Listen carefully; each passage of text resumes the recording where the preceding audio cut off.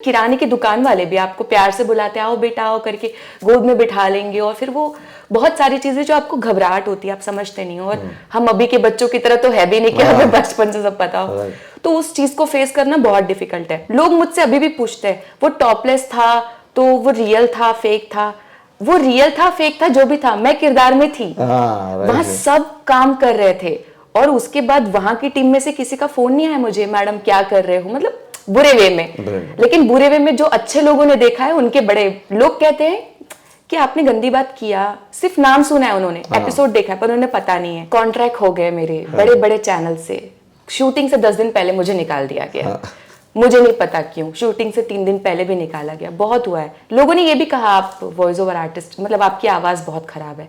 मैं voice over artist हूँ। उसमें पैसा बहुत अच्छा होता है। सबसे पहली बात, 1-2 घंटा काम करना है, टाइमिंग सेकंड के हिसाब से, वर्ड्स के हिसाब से आपको पैसा मिलता है। फिल्म इंडस्ट्री के बारे में तो कहा जाता है कि यहाँ पे अब्यूजिंग होता है, लेकिन जब फैमिली में होता है, जिससे आप गुजरे, बहुत सारी गर्ल्स गुजरती हैं, इवन बॉयज भी गुजरते हैं, तो वो तो लोग अपने ही होते हैं। बिल्कुल। तो जब आप वहां सेफ नहीं हो तो यहाँ पे सेफ की जब गारंटी मांगते हैं, ये सब कॉन्फ्लिक्ट कैसे होता है? Do you want to join films? Don't know how? Watch and subscribe now. Join films YouTube channel for thousands of free video lessons on how to join films. आज का वीडियो, आज का इंटरव्यू आपको इसलिए देखना चाहिए क्योंकि आप अगर आउटसाइडर हैं और सोचते हैं, डरते हैं कि बॉलीवुड में, फिल्म इंडस्ट्री में आप नाम कमा पाएंगे या नहीं कमा पाएंगे, अगर आप फीमेल एक्ट्रेस हैं और आप डरती हैं, आपकी फैमिली डरती है कि भाई इस इंडस्ट्री में जाना कहीं रिस्की तो नहीं है, अगर आपको लगता है कि आप आउटसाइडर हैं और किसी को भी नहीं जानते फिल्म इंडस्ट्री में, फिर भी अपनी जगह बना पाएंगे, मकाम बना पाएंगे या नहीं, तो भी आपको ये वीडियो पूरा देखना चाहिए। हेलो फ्रेंड्स, मैं हूं वीरेंद्र राठौर, आप देख रहे हैं फिल्मी फंडे। वेलकम टू joinfilms.com, बॉलीवुड का Google join films YouTube channel. आज मेरे साथ है नाज़रीन पाटनी, जो कि आप ही की तरह कहीं ना कहीं कभी ना कभी थी, लेकिन अपनी मेहनत से, अपनी स्ट्रगल को पूरा करके एक छोटे शहर से मुंबई में आती हैं, आउटसाइडर्स होते हुए भी लोगों में अपनी जगह बनाती, पहचान, और इतनी पहचान बना लेती हैं कि 101 सेलिब्रिटीज की लिस्ट में आके वो एक बुक में पब्लिश होती हैं। उसी के बारे में बात करेंगे। Hello, welcome to join films. बहुत बहुत शुक्रिया, बहुत बहुत शुक्रिया। ये जो 101 लिस्ट में आप आई और बुक पब्लिश हुई, ये कितना कमाल की चीज है किसी भी आर्टिस्ट के लिए। बहुत ज्यादा मुझे खुशी होती है। उस बुक का नाम है 101 अनकन्वेंशनल स्ट्रैटेजीज। मैं इतना ज़्यादा खुश होती हूँ क्योंकि जो भी मैंने उसमें लोग देखे, मैं उन्हें बचपन में देखती थी, या कई बार हम उन्हें स्पोर्ट्स प्लेयर है बहुत सारे, या बहुत लोग, तो मेरे लिए बहुत बड़ा अचीवमेंट है। और पर दुख की बात यह है, अभी भी बहुत लोगों को पता नहीं है कि मेरी किताब आई है और उसमें मेरी एक कहानी है। एक्चुअली 101 लोगों की उसमें स्ट्रगल स्टोरी है, जो भी जिंदगी में उन्होंने मेहनत की है उसके बेस पर वो कहानियां सबने अपनी अपनी लिखी, जो को ऑथर है हम सारे, और हमारी स्टोरीज के अपने अपने नाम हैं। जैसे मेरी स्टोरी का नाम है अ लाउड लाफ। ओके, तो अब ज्यादा लोग देख लेंगे क्योंकि इस वीडियो के बाद सब लोग को पता चल गया, तो उस बुक को आप जरूर ले सकते हैं। कहाँ से मिलेगा वो बुक? Amazon पे आप ले सकते हैं। वो किताब ऑनलाइन अवेलेबल है, आप फटाफट बुक करिए। बुक करिए, इसलिए भी बुक करिए क्योंकि जब आप दूसरों की से प्रेरणा लेते हैं, इंस्पायर होते हैं, आपको लगता है कि जो डर आपके हैं वो डर और लोगों के भी थे, उन्होंने कैसे उसको गो थ्रू किया, कैसे बाउंस बैक किया, अगर वो सीख जाएंगे तो आप भी कर लेंगे। बिल्कुल। जिस परिवार से मैं हूँ वहां पर अक्सर आवाज थोड़ी नीची की जाती है और बात थोड़ा धीरे की जाती है, लड़कियां ज्यादातर।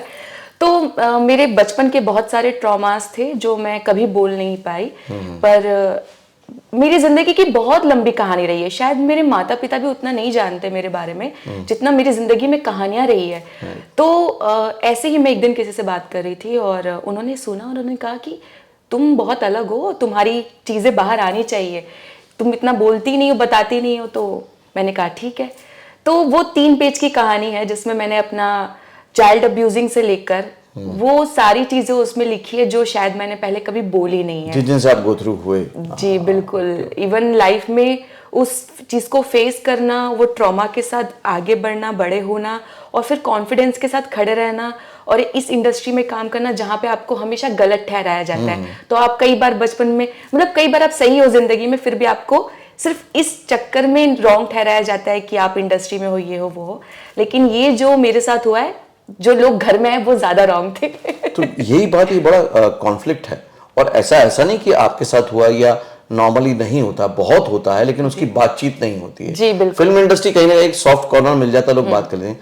तो इसी थोड़ा सा और एलोबरेट करोगे कि फिल्म इंडस्ट्री के बारे में तो कहा जाता है कि यहाँ पे अब्यूजिंग होता है, लेकिन जब फैमिली में होता है, जिससे आप गुजरे, बहुत सारी गर्ल्स गुजरती हैं, इवन बॉयज भी गुजरते हैं, तो वो तो लोग अपने ही होते हैं। बिल्कुल। तो जब आप वहां सेफ नहीं हो, तो यहाँ पे सेफ की जब गारंटी मांगते हैं, ये सब कॉन्फ्लिक्ट कैसे होता है? चाइल्ड अब्यूजिंग जितनी भी लड़कियां हैं, अक्सर उनके एक एक्सपीरियंस रहे हैं, और वो करने वाले पड़ोसी, रिश्तेदार, घर के आसपास के लोग। अच्छा, पेरेंट्स को आप बताते भी हो तो वो कहते हैं कि चुप हो जाओ, या तुम्हारी गलती होगी, तुम्हें गलत लगा होगा। पहले इतना माँ बाप ध्यान नहीं देते थे, क्योंकि जिंदगियों को बसर करने में इतने बिजी थे कि उन्हें समझ नहीं आया कि एक बच्चे के मन में क्या चल रहा है, वो क्या कह रहा है। तो मेरे साथ यही हुआ। तो मैं हमेशा से बचपन से ही एक अकेली बच्ची रही हूँ, अकेली खेलती थी, अकेली घूमती थी। स्कूल में भी इतने फ्रेंड्स नहीं थे, लेकिन ये ट्रॉमा जब मैं लेके घर से निकलती थी कि आज ऐसा हो गया, इन्होंने ऐसे बोल दिया।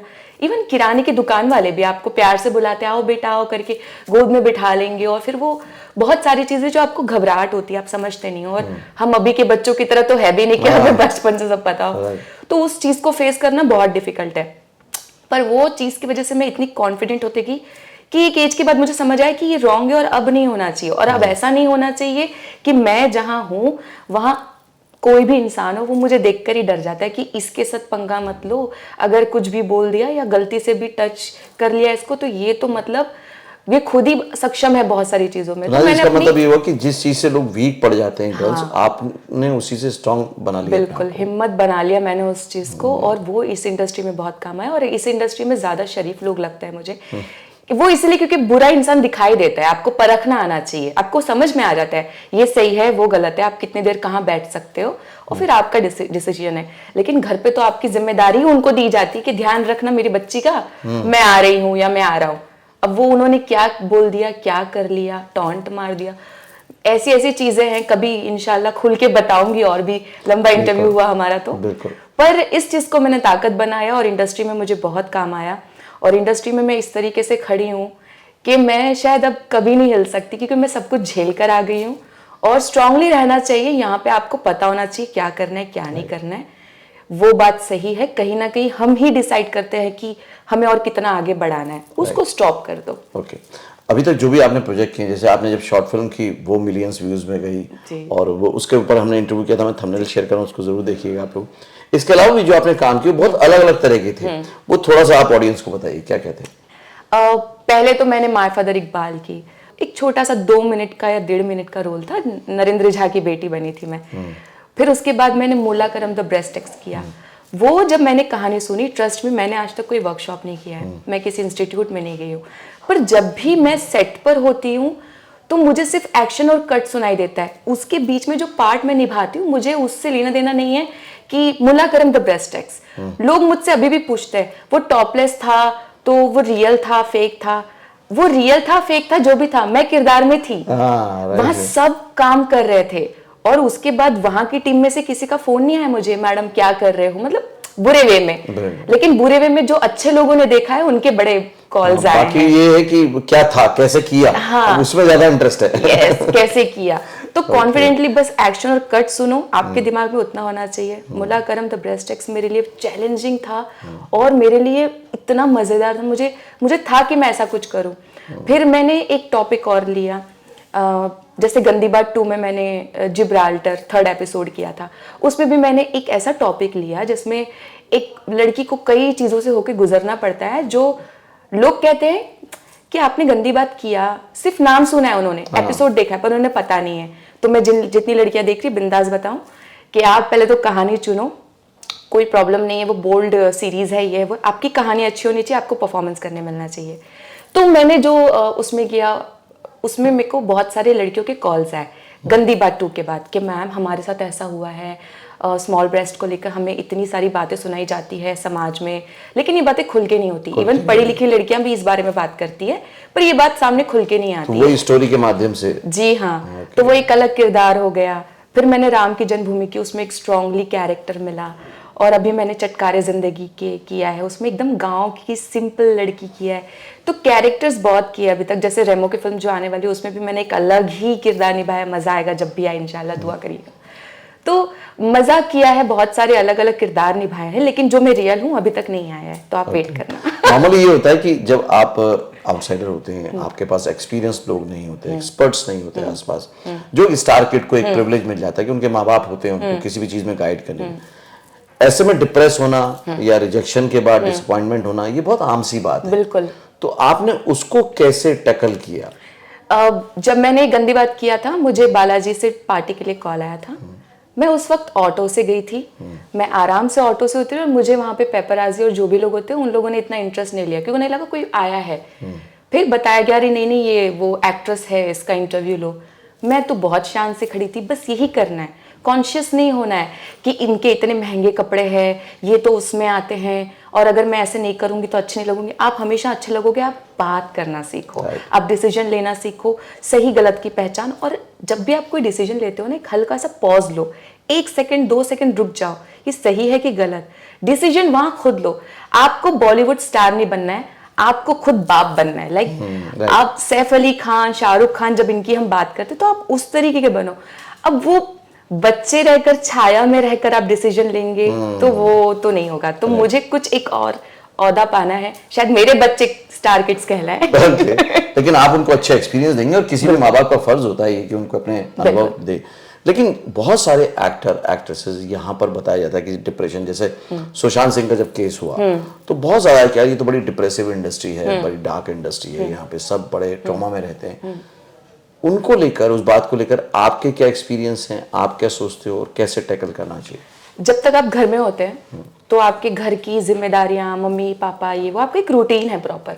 जब आप मुंबई आते हो तो आपको काम के साथ साथ बहुत फ्री टाइम मिलता है। कहने के लिए बात है कि मुंबई बहुत बिजी है, सबके पास एक फ्री टाइम होता है, और उस फ्री टाइम में आप जिंदगी के बारे में सब कुछ सोच लेते हो। अब चाहे इंडस्ट्री से हो, घर से हो, आपको एक ट्रॉमा खाने लगता है।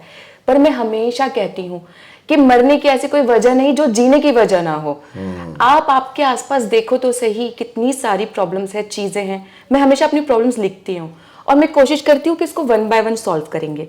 ये प्रॉब्लम सॉल्व करेंगे, इतने दिनों में करेंगे। वो प्रॉब्लम ही नहीं रहती है। और डिप्रेशन में सबसे बड़ी प्रॉब्लम होती है, आप हर चीज से डिटैच होने लगते हो। आप बिस्तर से उठोगे ही नहीं, आप 2 दिन घर से निकलोगे ही नहीं, किसी से मिलने का मन नहीं करेगा, नहीं, काम किसी करने का एक्टिविटी का मन नहीं करेगा।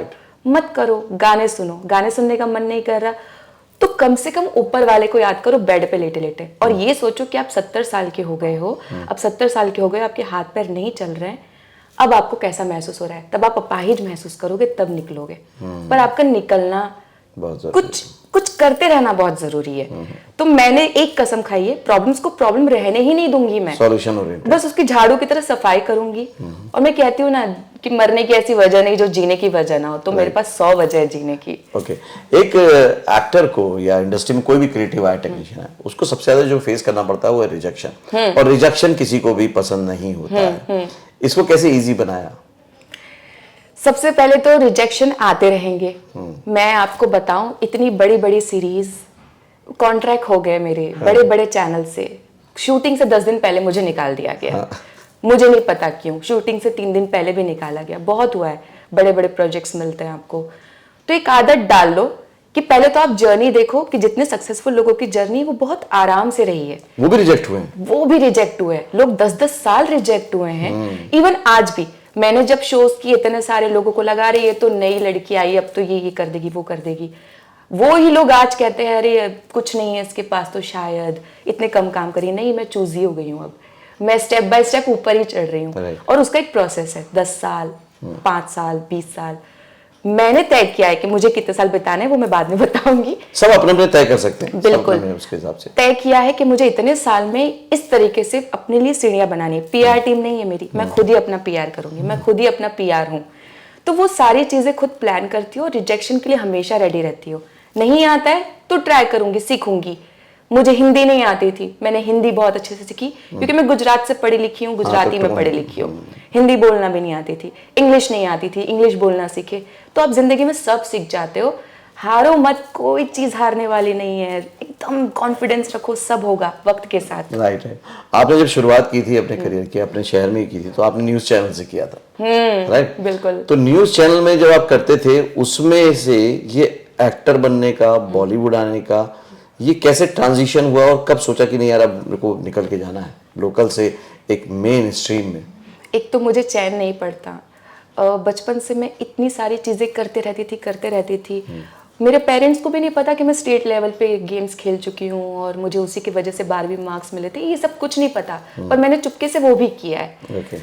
तो एक चीज़ होती है कि उस जगह से निकलना, सारी चीज़ें करना, फिर यहाँ पे बहुत सारे स्ट्रगल करना, तो एक दिक्कत वाली चीज़ें तो आती है, लेकिन उसको हैंडल करते रहना चाहिए, उसको सीखते रहना चाहिए और बस लाइफ में ऐसे ही आगे बढ़ो। तो अभी जब न्यूज़ चैनल में जाती हो तो आपका इंटरव्यू हुआ है, क्या हुआ? पहले तो जब मैं न्यूज़ चैनल में ऐसे बैठती थी जैसे आप और मैं, तो मैं हमेशा सोचती थी, क्योंकि वहाँ पे सारे आते थे सीरियल में जितने लोग काम करते थे फिल्मों में प्रमोशन के लिए, तो मैं सोचती थी कि कितना कुछ मुझे ऐसे ही कुछ करना है, उधर जाना है, उधर बैठना है, और मुझे बहुत पसंद है कैमरा, बहुत ज़्यादा। तो मेरा मन था कि रोज़ अलग अलग होगा, कितना इंटरेस्टिंग है लाइफ में, आप रोज़ एक अलग अलग किरदार निभा रहे हो। तो एक कसम सी खा ली थी कि मुझे जाना तो यही है, बचपन से ही था, पर कन्फर्मेशन एक लाइफ में एक टाइम पे कर लिया और रेडियो में काम किया, लोगों के, इवन आपको बिलीव नहीं होगा, मैंने लोगों के हाथों में मेहंदियाँ लगा के भी पैसा कमाया है, वो पैसा जमा करके मैं मुंबई आई हूँ। मैंने बहुत मेहनत की इन सब चीज़ों के लिए। तो ये जर्नी जो है कॉन्फिडेंस देते गई मुझे, मीडिया से आपको बहुत कॉन्फिडेंस मिलता है। यस, छोटी उम्र से मैं कर रही थी, लोगों ने ये भी कहा आप वॉइस ओवर आर्टिस्ट, मतलब आपकी आवाज़ बहुत ख़राब है। मैं वॉइस ओवर आर्टिस्ट हूँ। बोलने दो लोगों को, आज फोन करते हैं प्लीज कोई कांटेक्ट हो तो दे दो। ये मैं पूछना चाह रहा हूँ एक्टर के लिए, मैं तो हमेशा ही कहता हूँ, लेकिन आप क्योंकि कर रहे हो तो ज्यादा अच्छा बता पाओगे, डबिंग और वॉइसिंग का जो काम होता है वो अपने आप एक इंडिपेंडेंट प्रोफेशन है, जिसमें पैसे भी अच्छे हैं, टाइम भी कम देना पड़ता है ना, और लुक और पर्सनैलिटी का कोई चक्कर ही नहीं है कि आपको ऑडिशन में उसकी वजह से रिजेक्शन हो। तो ये कितना हेल्पफुल रहा है एज एन एक्टर आपके लिए, सर्वाइवल के लिए, अर्निंग के पास से, और दूसरा एक रेगुलर ट्रेनिंग के पर्पज से और नेटवर्किंग के पर्पज से? जी, जैसे कि आप रोज, मैं जब वॉइस इंडस्ट्री में आई तो छोटे छोटे कैरेक्टर से स्टार्ट किया मैंने, किसी को आवाज़ दी, किसी को आवाज़ दी। शुरुआत में मुझे टाइम लगा, पर धीरे धीरे वो हो गया। वॉइस ओवर में सबसे अच्छी बात है कि आपको कोई देखने वाला नहीं है, आप एक इंसान 5 कैरेक्टर कर सकते हो, तो वो आपकी प्रैक्टिस है दिन भर में। अब मुझे पता है कि कोरिया की एक्टिंग कैसे होती है, जापान की एक्टिंग कैसे होती है, मुझे कितना ठहराव देना है, तो आज मैं इंटरनेशनल सोचती हूँ कि मुझे वहाँ काम करना है, क्योंकि मैं यहाँ पे डबिंग की वजह से थैंक गॉड इतना समझ चुकी हूँ किस तरीके की एक्टिंग होती है।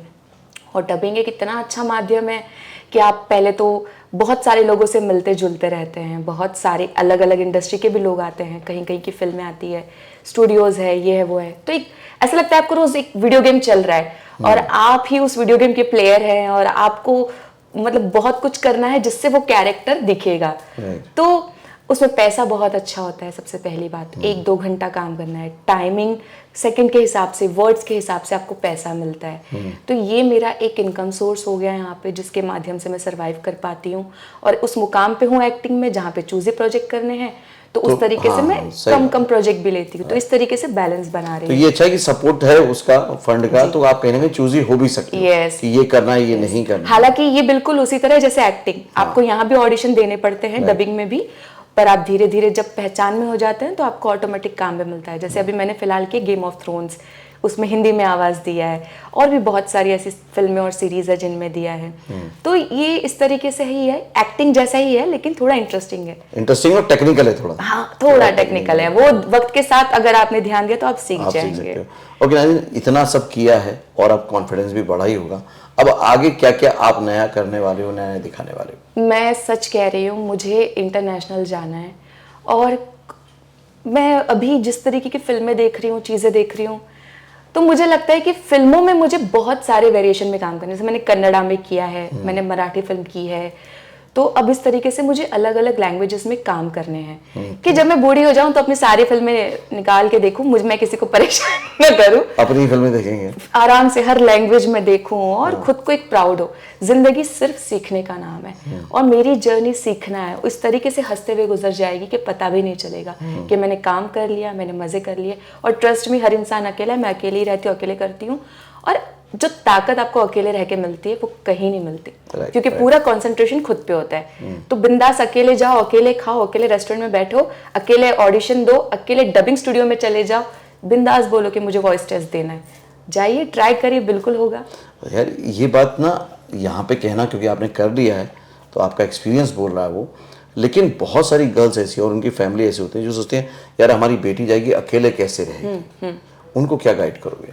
सबसे पहले तो सपोर्ट करना स्टार्ट करो, जो आपने स्टार्टिंग से नहीं किया है। बहुत ज़रूरत है, मैं एज ए विमेन एक बेटी के तौर पे कह रही हूँ कि बहुत ज़रूरत है आपके अच्छे शब्दों की, कि कोई नहीं है बेटा, मैं हूँ, मुझे बताए तू कर लेगी, ठीक है। तूने बचपन में गलतियाँ की, ये गलतियाँ की, वो इसलिए भी क्योंकि माहौल, प्रेशर नहीं समझ आता है सही गलत, जो भी चीज़ें हैं ज़िंदगी में।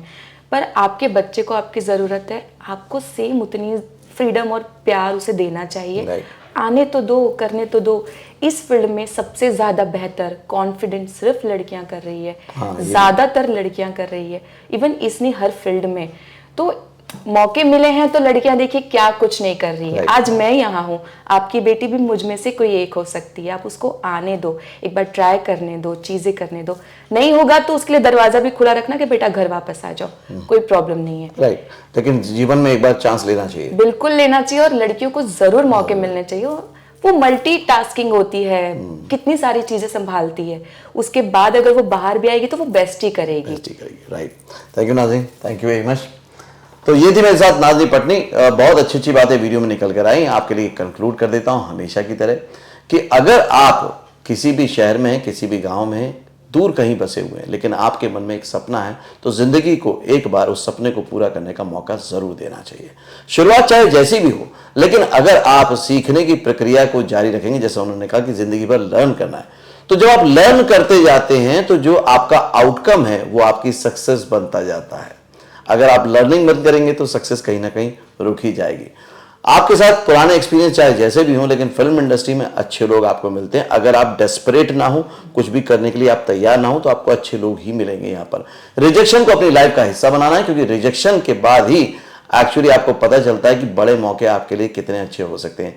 आपके सामने कोई भी प्रॉब्लम नहीं आती है, एक्चुअली कोई प्रॉब्लम होती ही नहीं है। अगर आप उसके सॉल्यूशन की तरफ देखेंगे तो आप पहले से ज्यादा इंप्रूव कर जाएंगे, पहले से ग्रो ज्यादा कर जाएंगे। आपने इस पर्टिकुलर वीडियो से क्या सीखा, क्या समझा, मुझे कमेंट करके जरूर बताइएगा। अगले वीडियो में फिर से मिलता हूं, तब तक के लिए देखते रहिए, सीखते रहिए, जमे रहिए। और हाँ, याद से डिस्क्रिप्शन बॉक्स में क्लिक करके उस बुक को जरूर मंगाइएगा, ताकि आप भी लाइफ में वहां पहुंच पाए जहां नाज़नी पहुंची। All the very best. Actor बनने का सबसे आसान तरीका अवार्ड विनिंग एक्टिंग गुरु वीरेंद्र राठौर का best seller acting method switch on switch off acting method है। इस कोर्स से सीखकर आप भी कुछ ही दिनों में एक बेहतरीन एक्टर बन सकते हैं, जिसे साबित करते हैं इसके अमेजिंग Amazon और Google के ratings and reviews. Switch on switch off acting method अभी तक का सबसे सरल और प्रभावी मेथड है, जो आपके समय और महंगी फीस दोनों को बचाता है। Switch on switch off acting method course book आपको Amazon, Flipkart, join films website पर अवेलेबल है।